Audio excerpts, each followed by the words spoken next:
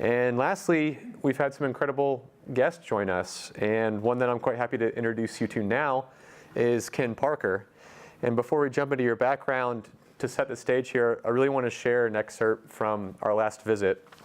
So Ken and I were grabbing lunch at Jason's Deli, and I think you remember this, but we're getting there, we're getting the food, and I'm looking at, they've got those salad, all these vegetables, pasta, dessert, muffins, crackers, everything you can imagine.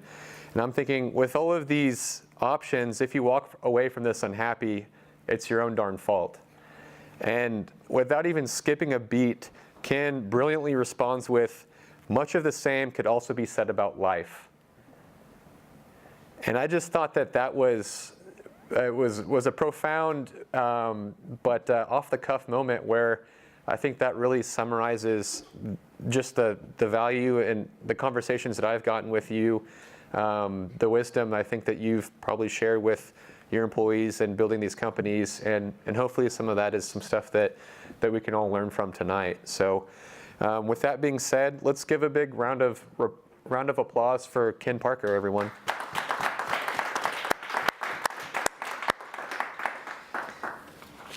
Well, thanks, Ken. So just to give you guys a little bit of background about Ken, he's the co-founder and CEO of NextThought. He previously founded a company that was in the financial technology industry called Risk Metrics. They grew to about 1,200 employees and launched an IPO. And since then, he's been working on NextThought. He also had some background in the aerospace industry.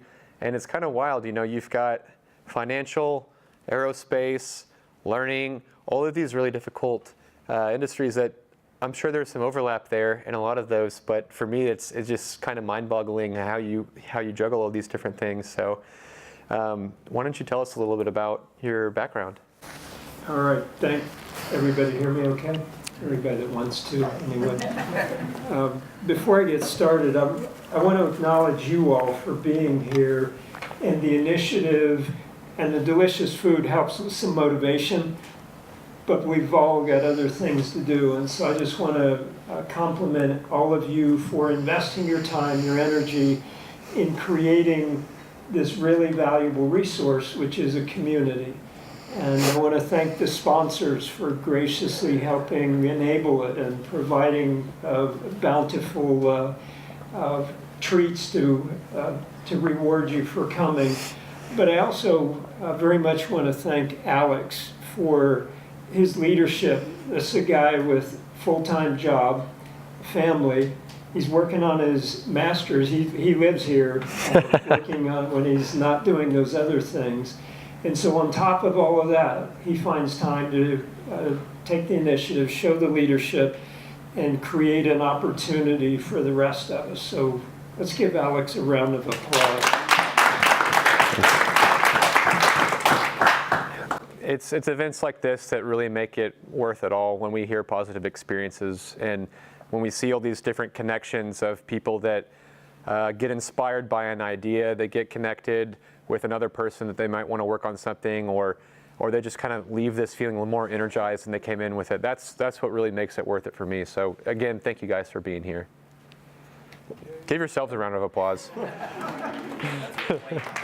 All right. Yeah. Kumbaya, first verse. Okay. So let me quickly go through a little bit of background. And sometimes when I share the journey to this point through life, I'll describe it as an unplanned journey, because it very much was unplanned. I'm a first-generation college graduate, and I lead off with that anymore because it helps to explain why I'm now so passionate about education and how do we use what I've worked with, which is technology, to make education more accessible to more people, where you're not limited just by your zip code or some of the other constraints that right now ration education in a very uneven fashion. So being a first-generation college graduate, I've got a very deep, profound sense of the transformative power of education. Graduated 35 years ago, longer than many of you were born. but graduated with math and computer science degree, joined Martin Marietta in Denver, moved all around the nation, developing aerospace software, different types, starting in secure, they call them black programs, the surveillance spacecraft programs, all the way to tele-operated space robots. So amazing things. Wasn't looking to do something else, but got run over by an opportunity called JP Morgan in New York. A buddy was providing some help on, I was working on a neural network project in the evenings that I was interested in. Today we call it deep learning, all the same algorithms back in the early 90s when I was playing around with it on my own. But it created an opportunity for a buddy to introduce me to his brother, who was a managing director at JP Morgan. And a few months later, ended up working in New York on Wall Street. I started the weekend after the guys set a bomb off underneath the World Trade Centers. And then years later, in '01, I was there in New York on 9/11. So we've got a long history with New York activities. But the intervening years there, after 10 years in aerospace, 3.5 years at JP Morgan working on software development there. Loved JP Morgan, loved Wall Street, but wanted to get back closer to home. And I didn't really want to just go join yet another company, and so completely jumped out of the plane with no parachute and moved a family to Oklahoma in a U-Haul, moved my sweet wife into a double wide down in Noble, America, whichever way south is. And I launched a little company that was going to do online education. This was in '96. And so I saw the internet as having this huge potential, these free things called browsers that people could have access to a single high quality version of something online, and you didn't have to distribute CDs and other static devices. And so I was about 4 months into that and got a call from a friend back at JP Morgan, and he said, "Hey, we're thinking about starting a company. Would you like to do some consulting work as we prepare for that?" And so I very quickly put the stuff I was doing on the shelf and joined in with a friend from JP Morgan, and we spun off a company called Risk Metrics Group. And so that was my first serious foray into the startup world. And we started with 25 of us. There were 20 in New York on Wall Street, 2 in London on Fleet Street, that's their financial district, and then 3 of us down in Noble, America on my ranch in a bunker. And it really was just a concrete bunker. And so that was the very humble beginning of what would grow into a 1,200 person organization. And so we went through the entrepreneur's journey, including the stopover on a New York Stock Exchange IPO 10 years after we launched. 2 years later, we had a big exit. And so it was a phenomenal experience of starting something from the beginning and then going through all of those various stages of growth and all of the challenges that evolve and brand new challenges that come as you go through that growth in clients and products and complexity and regulation and all the things that are obstacles you have to overcome. But it was a remarkable journey, and one thing we realized very early on was the importance of people. And that's one of the talks that I'll often give to groups of young aspiring entrepreneurs in college or something, is the startup's most valuable resource. And I'll always throw out some decoy candidates like capital and an idea and clients, and yeah, you need all those. But people are the most important resource when you're starting something, And then how do you attract and retain the right people? That's the secret of any entrepreneurial success. And so after 12 years of that journey, we sold the company. A few months later, my dear friend and partner, we both left the company, and that was when we launched NextThought. And that was 7.5 years ago, and we took what we knew, which was in the Noble office that swelled to 150 people. It's still the same size, but that office was mainly focused on the technology development, the platform, the primary technology development that our firm and all of our clients ran. Very large, complex financial quantitative risk modeling ran on our platform that we developed and operated and deployed down in Norman. We ended up moving into more traditional office space as we grew. But the end of that journey was when we sold it and said, let's go do something different.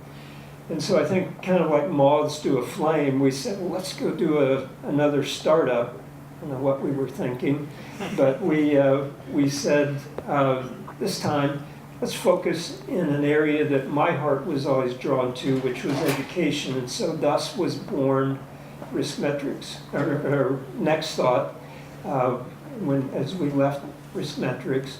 And the mission that we set out on was to use technology, as I say, to increase the quality and access for education. And so we started building a platform that is really, it's a learning management system, but what was different was the way that it worked to connect people while they learn. The internet's the most connective technology in human history, and I think I can safely claim it's one of the most impactful technologies in all time because of the way it connects people. It transmits information instantly, freely, crosses all the barriers that used to separate. But the really transformative impact of the internet is captured in its connective power. And so that was what we sought to bring into our learning environment that we created. And so that was the start of the journey that we're now on, our NextThought. And the one. So you had this idea. You said in 1996, and the internet was booming, and you've always had education as a special place in your heart, being a first-time graduate in your family. Do you think that had a lot to do with your decision with NextThought? Unquestionably, yeah. For me, there's more than just making money. If we only wanted to make money, we'd have stayed in finance, buddy. It would not. Education, and then education in Oklahoma, that's like strike two on the difficulty and no money. But the potential for change, the potential to make an impact is so large with education that quickly became the mission and the purpose. And we have a mantra: change the world, have fun, make money, in that order. And the order matters. And it's necessary to make money. Got to do it if you want to keep doing it. But the purpose for what we do is try to make a difference. And I don't know of a higher leverage way to do that than through education. So you had a background in finance and aerospace, and when you guys launched NextThought, who did you source as a subject matter expert in the education realm? That's a good question, and we're still sourcing experts in that area because we were a bunch of computer nerds that knew about how to build scalable, secure platforms. And so that's we got bitten by the arrogance and the unfounded optimism that often afflicts a lot of entrepreneurs, where we thought, well, we went through the education system. We know how to do that.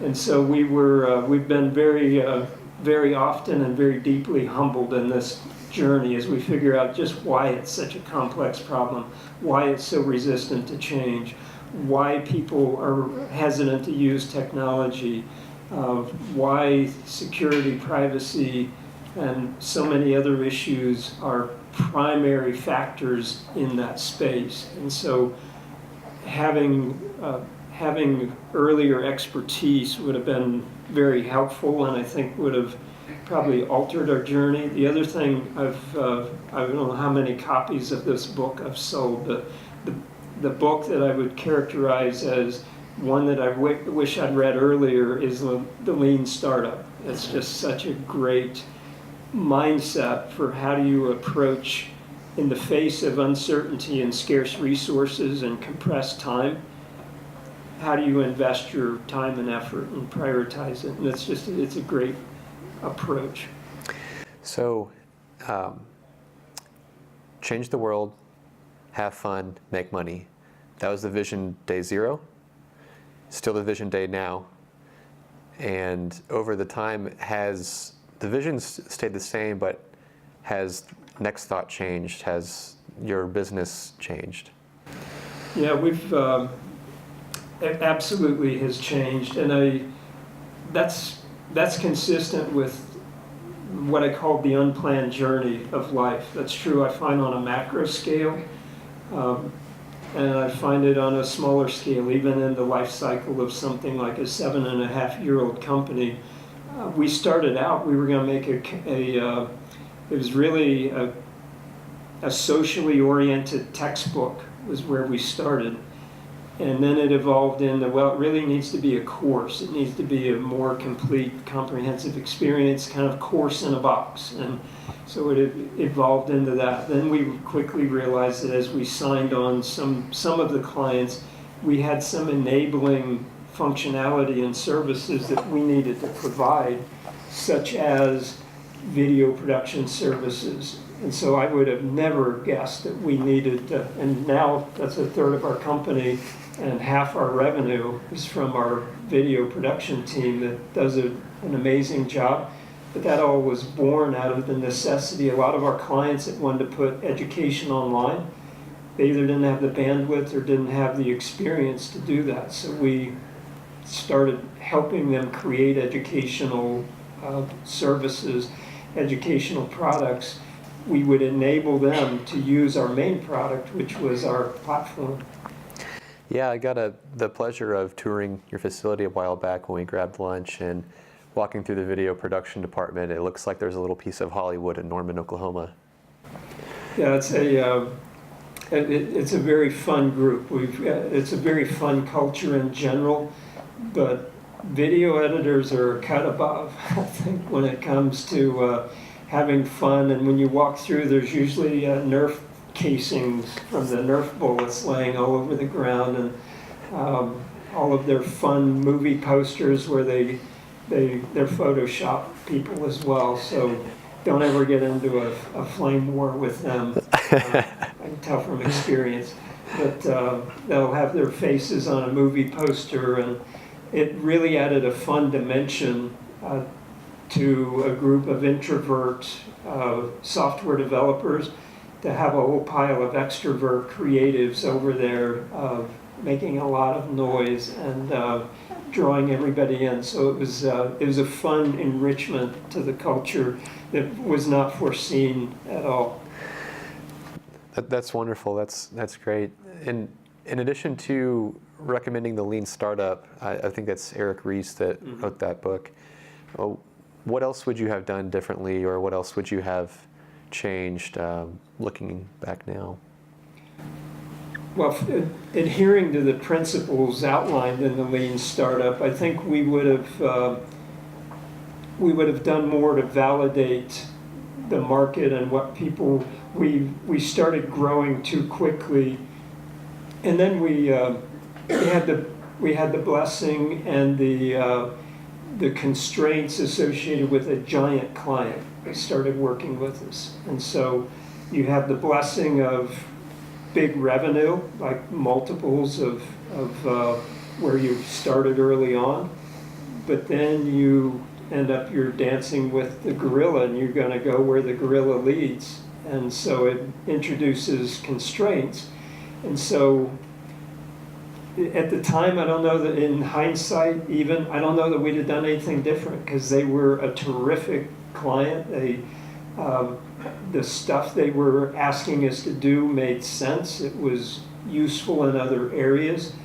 Sometimes we overestimated how reusable it would be across other clients. It turned out to be more special case than I think we anticipated. And so being aware of that, I don't know that we would have done it different, but in hindsight, we can say, well, that was that took us down one path that had we gone another way, maybe it would have been better to be more of a pure platform play instead of adding as many services and whatnot. So I think reading, thinking, talking to advisors, that's one thing, one reason Alex used one of my favorite words, the ecosystem, the entrepreneurial ecosystem.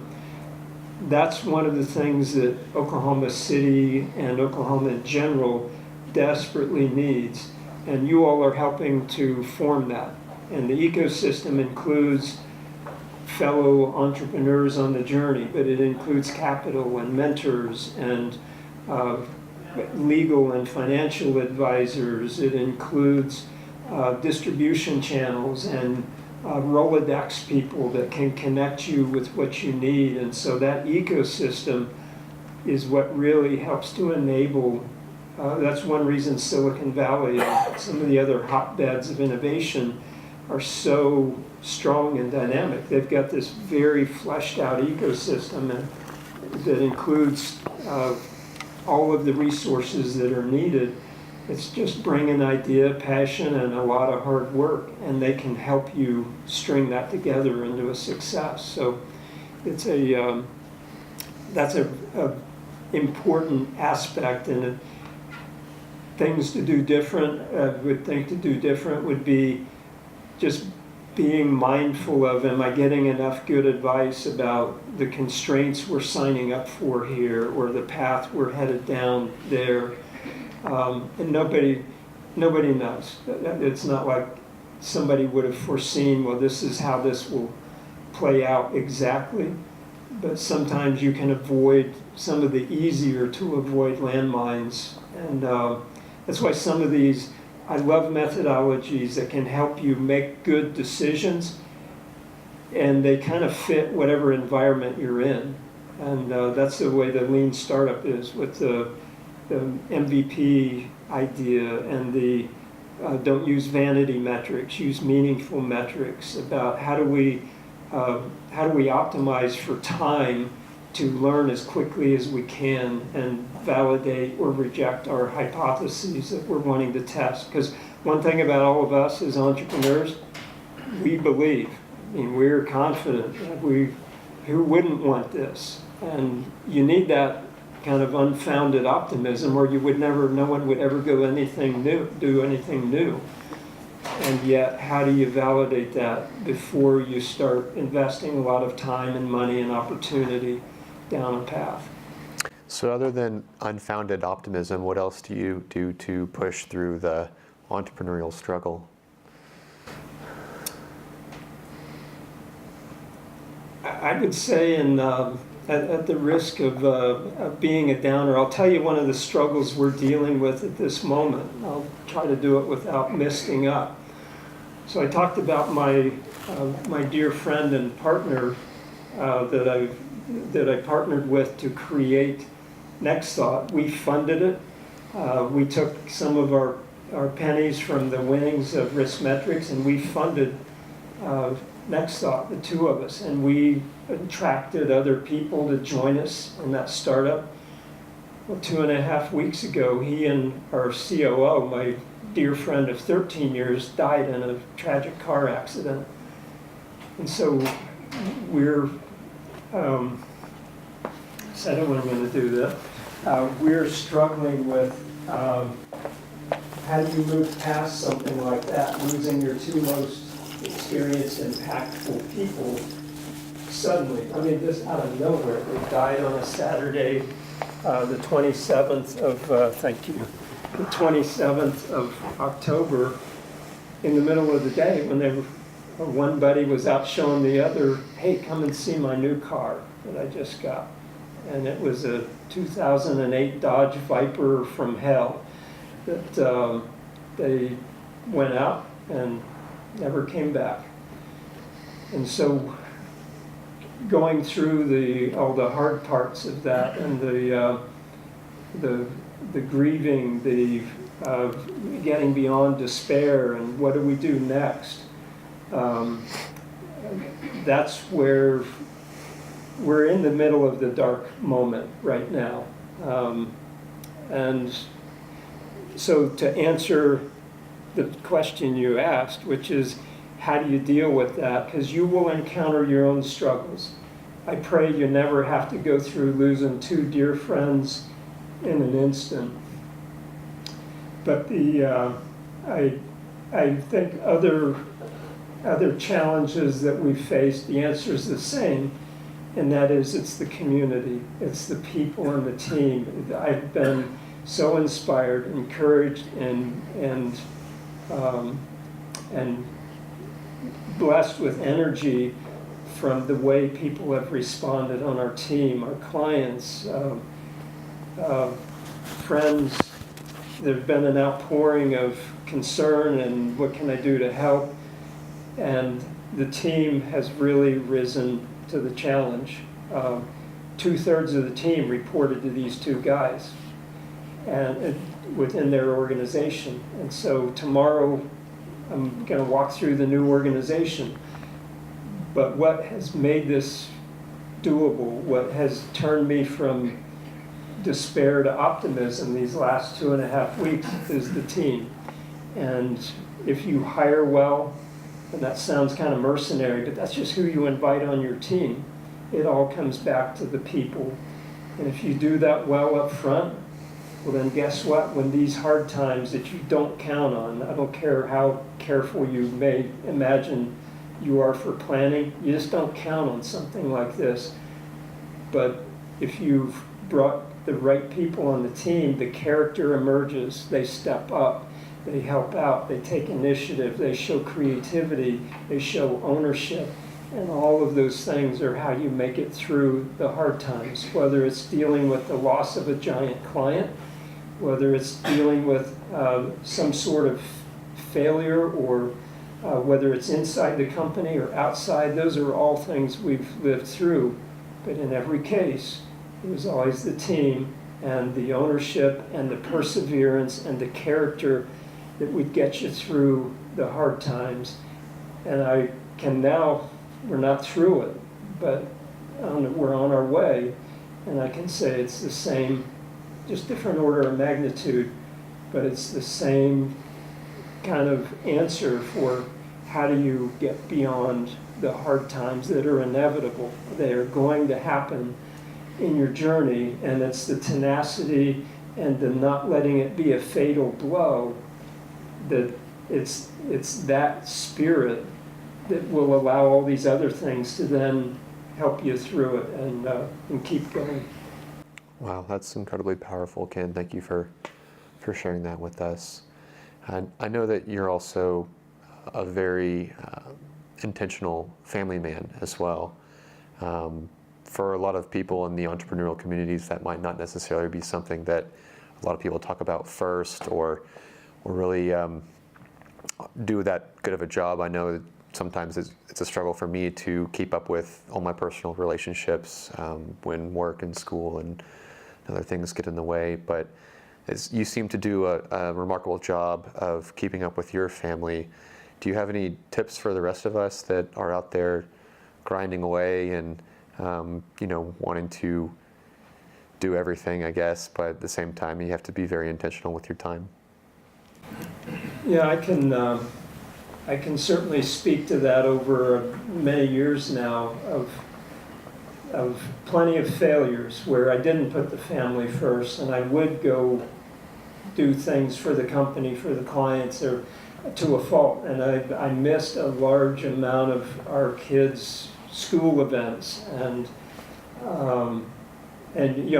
ironically, that was why we moved the family from New York to here. I had an hour-and-a-half commute in New York into Wall Street every day. We lived in New Jersey, and so we came out here because I literally wouldn't see our three young kids during the week.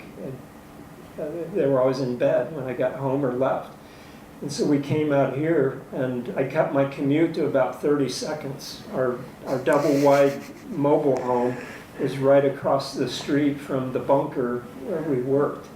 But that just meant I worked longer hours. And so my encouragement, I'm now a very thrilled, proud grandfather. We have 3 grandkids, 7, 3, and 1.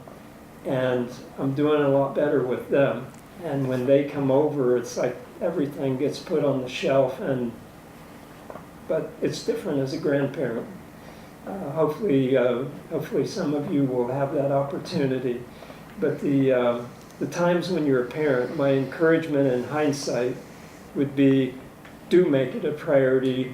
My wife would often say, we need some boundaries. And I would say, yeah, next week. And I can tell you those moments are precious and fleeting. That was brought to a cataclysmic reminder 2.5 weeks ago as I consider the 2 widows and their boys. There's 5 boys between the 2 families from ages 11 to 16. And their dads, both dads, were phenomenal fathers, phenomenal husbands. And in a blink, their influence, that time, all that's gone. And so as you, again, not to get morbid, but it's just one of those perspective things that don't neglect your families. It doesn't mean you're not going to work 60, 80-hour weeks, because sometimes you just have to do what you have to do. But try to remember to make it a priority such that your future self won't have to tell your current self, don't balance it that way. So it's a matter of balance. You can't do hard either way.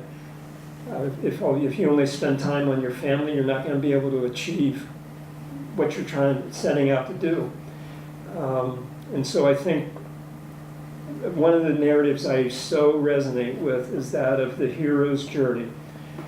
It's the most, if you're familiar with the narrative and this power of story, it's thousands of years old. That narrative's been around from Odyssey to Iliad and other very powerful, compelling stories. And all of us are on a hero's journey. And so how do we want to spend our time? My favorite movie on this topic is the Lord of the Rings trilogy. How much of a life adventure would it have been if Frodo would have just stayed home in the Hobbit hole where he had his 5 meals a day and it was very comfortable. And yet that's sort of what the entrepreneur's journey is, a hero's journey. And you're going to have to take risks. You're going to have to invest yourself fully. You're going to have to suffer and give up things. But if it's in the pursuit of something that you care about, well then it becomes an investment in a life journey and not just, hey, I was out chasing a buck or whatever. And so meaning factors into all of that as well. But to end on the question of family, I would encourage you, don't neglect your family.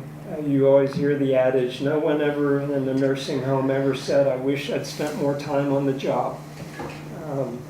And being an entrepreneur is different from kind of the usual career job kind of a thing. I get that. But you want to be very mindful of how precious and fleeting, especially with kids. Now I'm on the 2nd generation, and I now know how fast that time passes, and it doesn't seem like it at the time, but I now know how quickly that'll pass. So my encouragement is value it, invest in it, be intentional about it, but don't just let it always be 3rd priority, which I was guilty of that for a lot of years. So, thank you.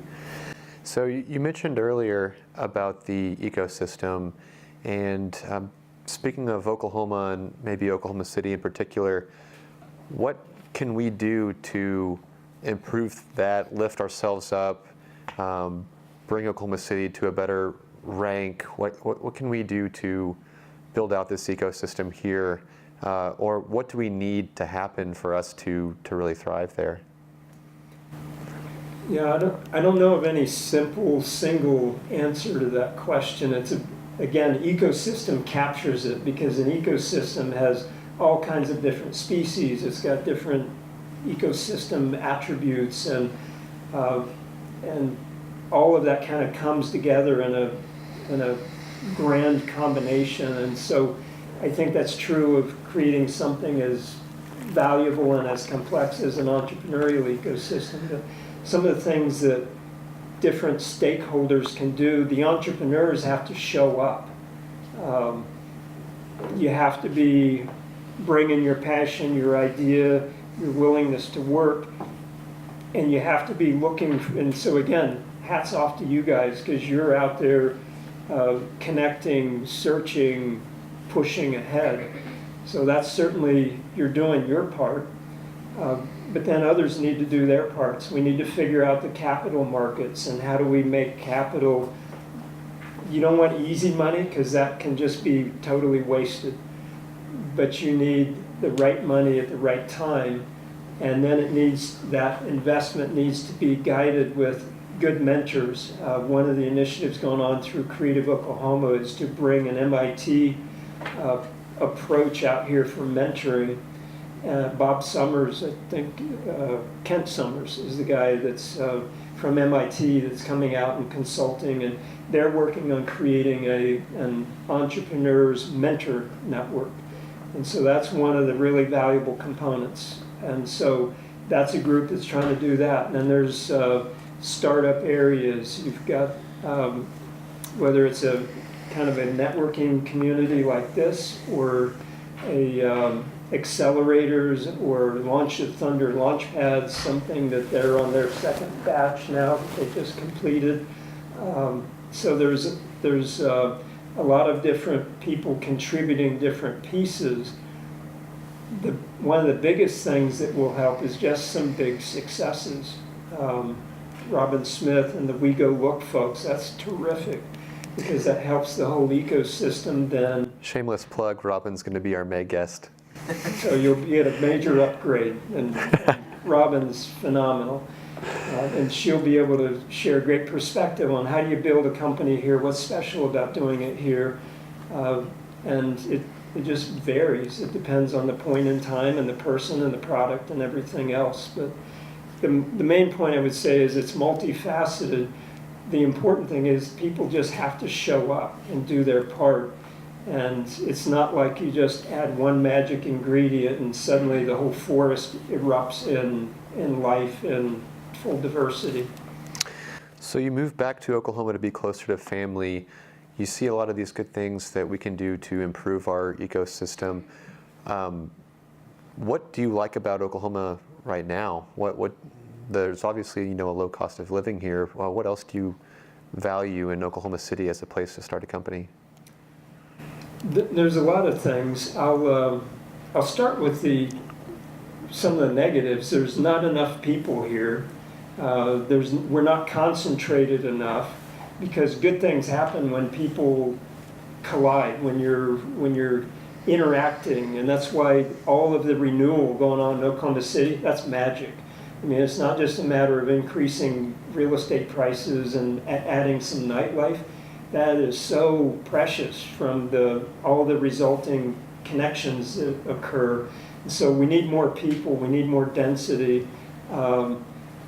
Having a hub airport would be wonderful, so that it's not a bunny hop to anywhere except one of the hub airports. But the good things that I would say that are special about being here is a great community. It's a great collegial, if not familial, spirit that is kind of present in Oklahoma. People are friendly, they want to help, they're willing to help. You've got people that'll donate their time and talent to facilitate things like this, and that's pervasive. There's a lot of that here. One of the things that I talk about all the time when I say we had 150 people at Risk Metrics. We've now got 50 full and part-time at NextThought. The quality of the people, the way they're not job hopping every 6 months to the latest startup that offers them an extra 5%. So they're willing to work hard. They don't have the entitled, and that's a gross generalization, but we found that hiring the brightest students out of the universities around here, they compete with the top students anywhere, but they often were not encumbered with a lot of the attitude and other things, the values that people had. We found made for great workplace, great retention of talent, and the ability to do world-class stuff. And so that's a powerful combination. There's just not enough of us. Like, we were never even in the running for the HQ2 for Amazon. They just announced those. We didn't have enough people. And our education system's in pretty shaky ground, the K-12 at least. That's an impediment for a lot of people that would otherwise want to relocate here. They say, the schools aren't strong enough for my kids. So those are some of the things that I think we grapple with, but the positives are the quality of living. At Risk Metrics height, right before we sold it, we had 20 offices all around the world. The last 3 years I took over as global head of HR because people and the culture and all of that development was so important to me. But I got a very close look at all of our 20 offices, and I knew what we paid, I knew what it cost to live in the places. No place was better than here in terms of what you make and the quality of life that you get to enjoy. And so when I talk to people that I'm going to LA, I'm going to Dallas, and I'm making 40% more, it's like, well, hope you like living in your car on the standing freeway, and that you have to plan your life around peak rush hour and things. And some of those really positive physical benefits out here are often easy to overlook. I can afford a home as I'm a new grad, and my wife and I, or my husband and I, both have jobs, or maybe even only one of us have a job. You can still buy a nice starter home. Go try that in any of the big metro coasts or other areas, or having a garage, having things that we enjoy. But that's a lifestyle choice. Some people prefer apartment living. We just sold our New York apartment 2 years ago. There's a lot about no yard, nothing. You just walk out the apartment and go do things in the bounty of the city. We're increasing that lifestyle here in Oklahoma City, and that's wonderful. But even that's a fraction of the cost of a lot of other areas. So anyway, there's a lot of special things about out here. Number one's the people, but then the other things are purely lifestyle priorities. And for those, I found that we quit trying to recruit people from big cities to here if they had no ties to the Midwest, never lived here. Very rarely would you graft that sprig under the tree and that it would stay. It was hard because it was so different from what they were accustomed to. So it all comes down to what you value, and for a lot of us, this is a very special place. Thank you. I'm sure a lot of us share those similar sentiments, and we certainly appreciate the insight that you've given on that. Before we open up the floor to questions, is there any last parting piece of advice or anything that you'd like to share? No, I think I will. I'll give you. My wife would encourage me to say, "Stop talking." Remarkable. Does anyone have any questions?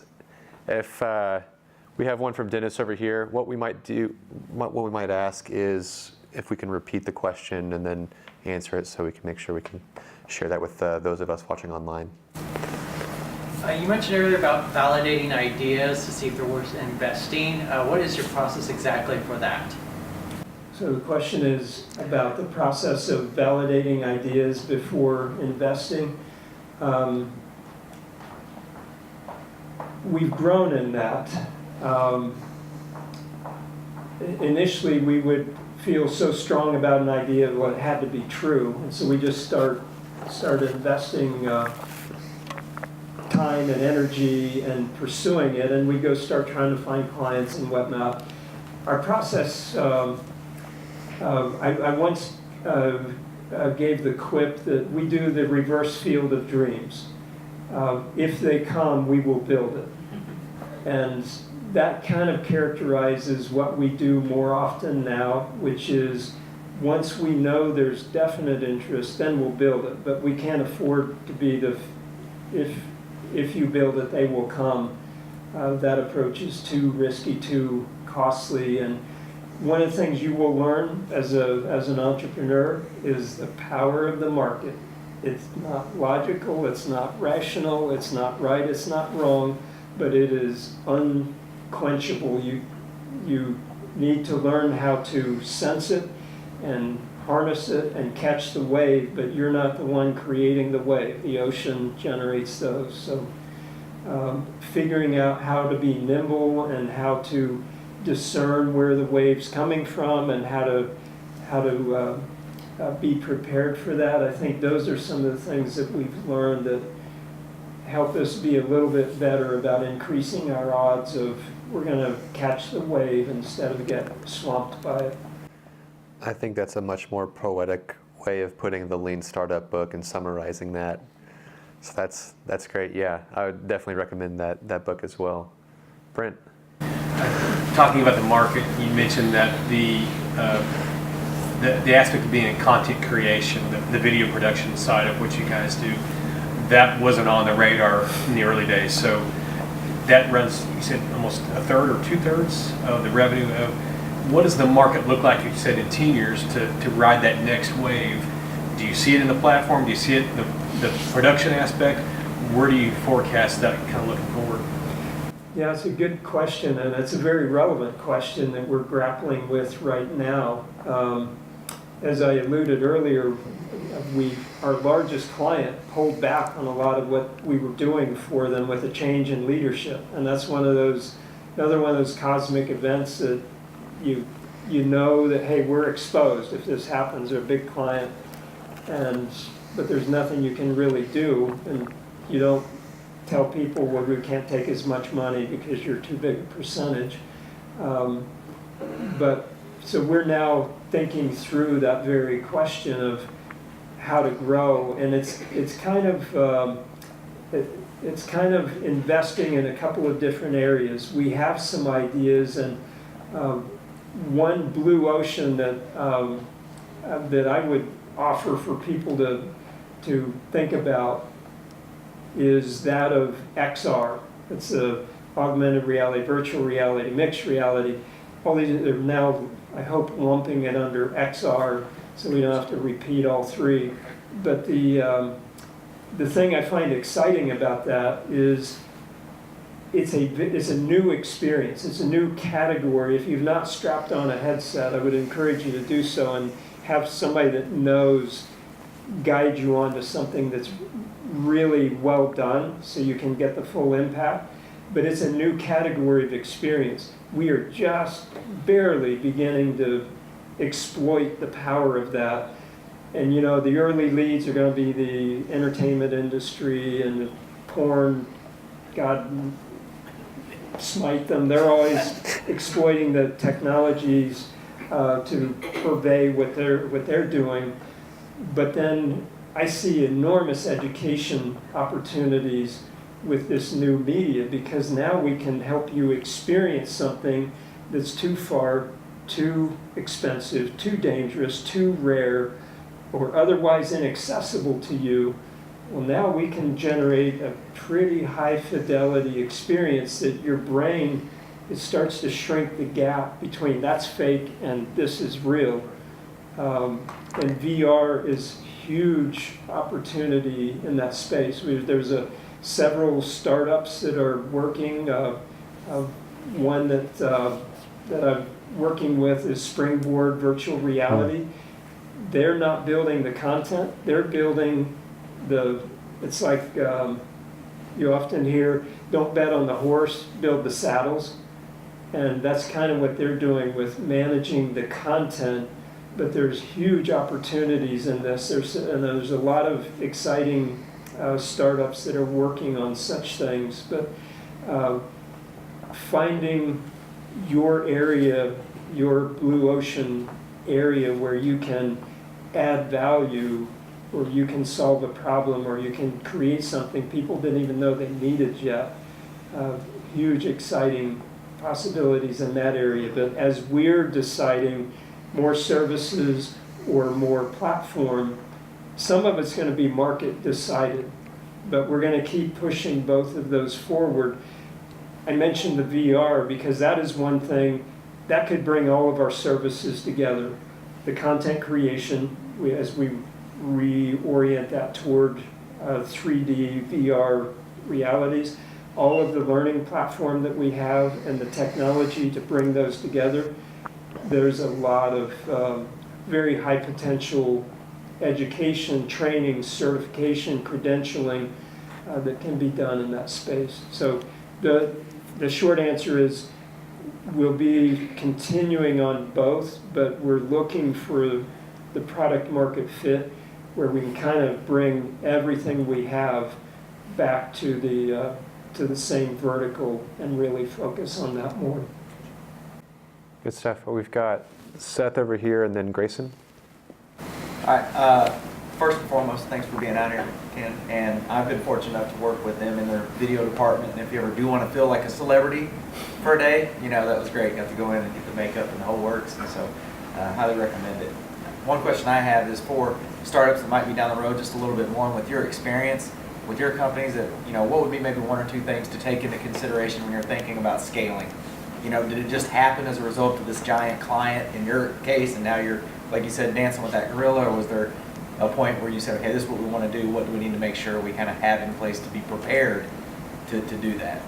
Yeah, when to scale, that's one of the most important questions that a startup can grapple with. And it's also Stephen Sample, the author that wrote Startup Owner's Manual, he renamed it at some point, but he's a Stanford prof that he analyzed the cause of failure for startups, and it's a very high percentage of failure. And the single biggest cause of failure that you lump it together, premature scaling. Because what happens is you invest your time and money and opportunity too early, and it's not right. You invested in areas that you shouldn't have.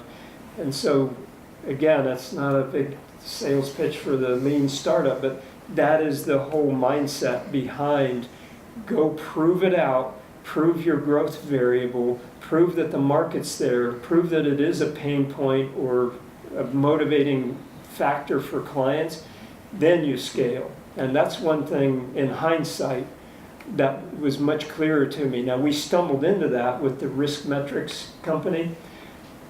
I talked about the going onto the cloud with our financial risk management. Well, that was pioneered down in one of our buildings down on my ranch. What year were you talking about going into the cloud? 99. That was right before Yeah. the dot-com. We were joking about Super Bowl commercials. I mean, that's where we wanted to be an internet company, but thankfully we never acted on any of those stupid impulses. We just joked about it. But the sock puppets and others that blew through millions down there, they were part of that implosion. They scaled way too early. They didn't prove out the model, they didn't prove out the clients, they didn't prove out the product market fit. And so the biggest advice I would now offer in hindsight, the times it happened, we were running multiple experiments, but then some of these things like online risk management, nobody was doing it then because it wasn't secure, the internet wasn't trusted. But we had a client that was in an emergency situation, and they said, we have to have this online by this date. And we said, we've got this cloud-based platform. It was Charles Schwab. And we said, we can only deliver it online in this way. And it was like, because they knew they didn't want to do it, but then they were forced to by the emergency, and that was the turning point for our whole business. Because from that point forward, we could say, well, we know security is a risk, we know you're worried about your data, but Thunk, here's the documentation that we have now, and it's good enough for Charles Schwab. Hopefully it's good enough for you. And that was when things took off like a rocket. And it just, there was a lot of luck, but it was being prepared for it. But the scaling didn't occur until you won it. And so that's it's a very important question of when and how do you scale. And so that's why some of these processes, mindsets, trigger events that you can, they're not new. You just apply them to your situation. They can help give you some really meaningful guidance on that. Thanks. And to keep us on schedule, Grayson, this is going to be our last question. Why don't you take us home? It's on me, not the question. Well, obviously you've done a lot of different stuff throughout your career. Is there any, how we spend our time is very valuable. Is there anything that you did or you wish you would have done throughout your path that you're like, man, it's a timing issue and I couldn't invest time or people into this, but that you wish I wish I would have figured out a way to get involved in that? Oh, I love it. A great question. So the question was, anything you do different about investing your time or do different about, from a company standpoint or a personal standpoint? Yeah, is there like an idea that came across, but you're so sunk into risk metrics or NextThought or anything in between, and you're like, man, if I would have done Uber right then, or whatever that might be. Yeah, I'm sure all of you have plenty of ideas too, and you see something, and then you'll remember the good ones that get validated. It's like, yeah, I thought of that 2 years ago.